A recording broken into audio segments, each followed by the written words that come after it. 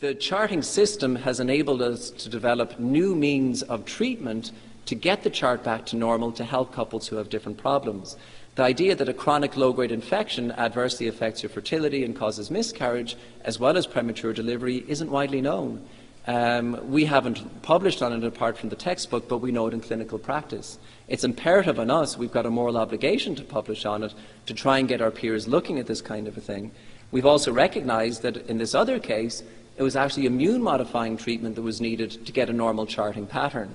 So we've got a system that gives us direct feedback to let us know, is our treatment working in this case or not? And it's all based on the simple observations that the woman does that she also uses from family planning. So the signs have to return to normal so that we know that we've got optimum preconception environment. Part of what we do is timing of blood tests, and without going into it in detail, I'm just trying to give the concepts today. Timing of blood tests is everything.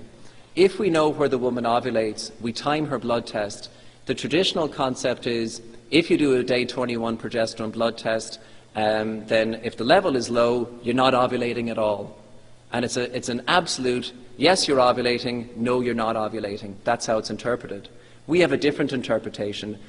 We time the blood test, we use a higher reference range, and if the blood test doesn't reach our target reference range, we'd say, well, look, you might be ovulating, but you're ovulating poorly with suboptimal hormones that's going to put you at increased risk of infertility and miscarriage. It's a new concept.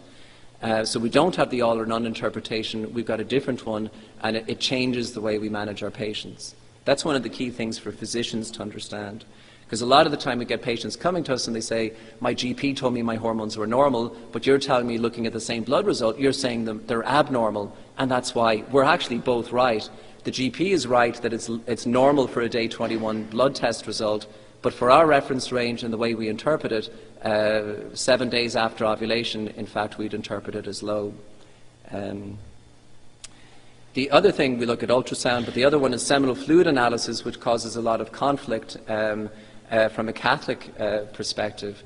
We use perforated seminal fluid collecting devices.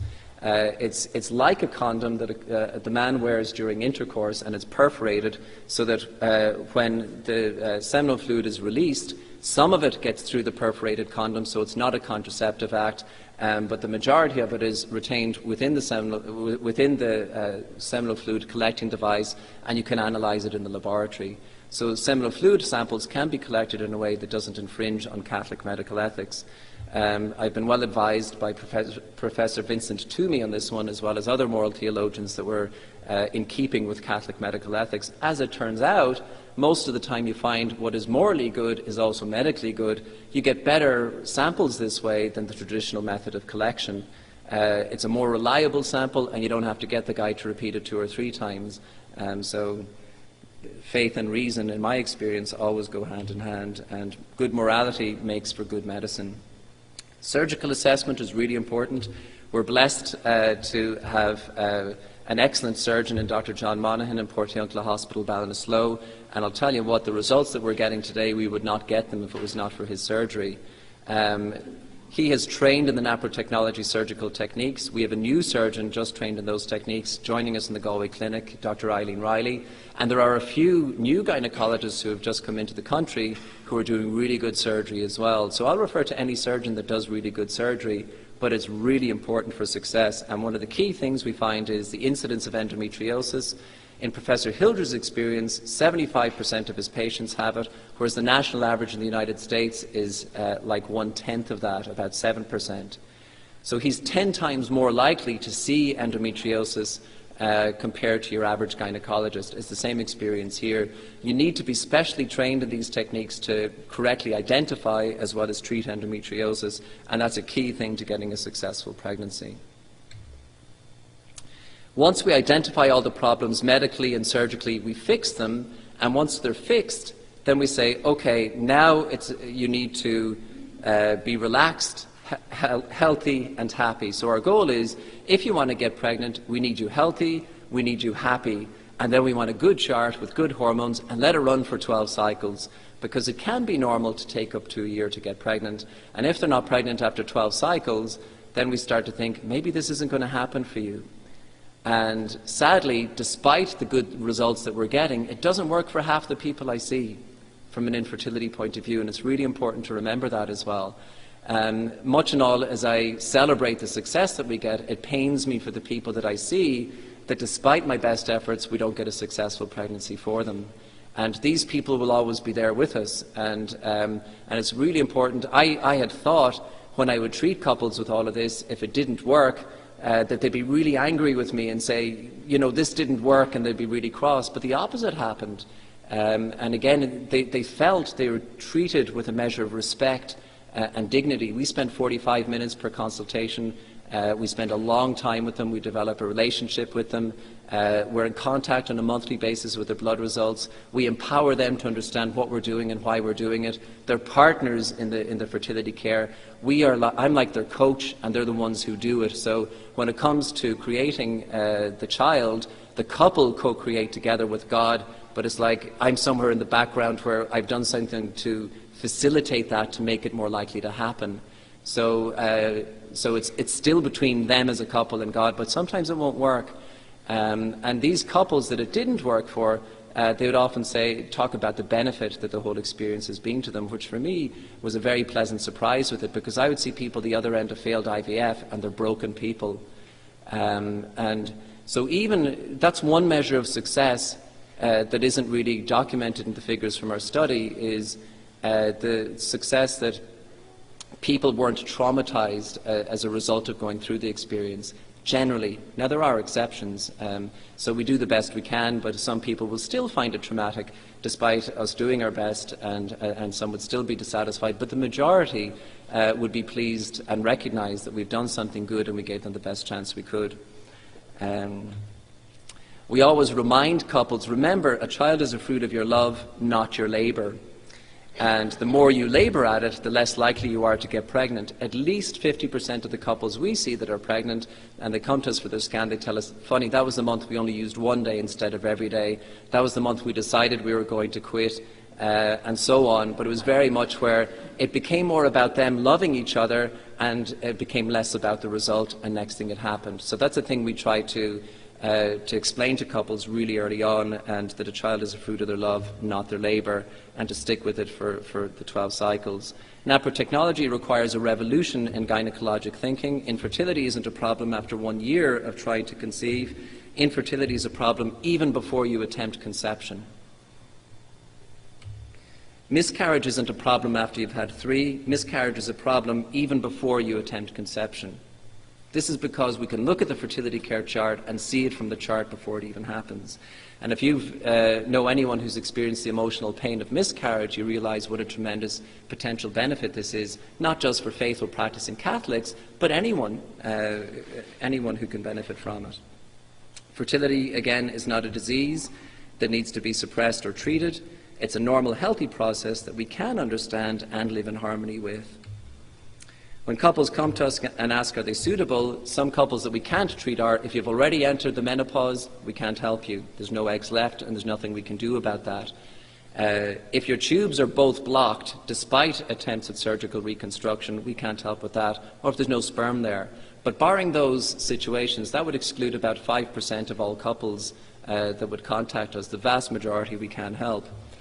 But we have helped those on the verge of menopause. Anyone who's medical will recognize what FSH is, but if it's above 10, 10 is normal, and usually you're considered around the menopause once it's 30. We've one couple expecting at the moment, her FSH is 32. We had another couple who had no period for 6 months, and she's had a successful pregnancy with us.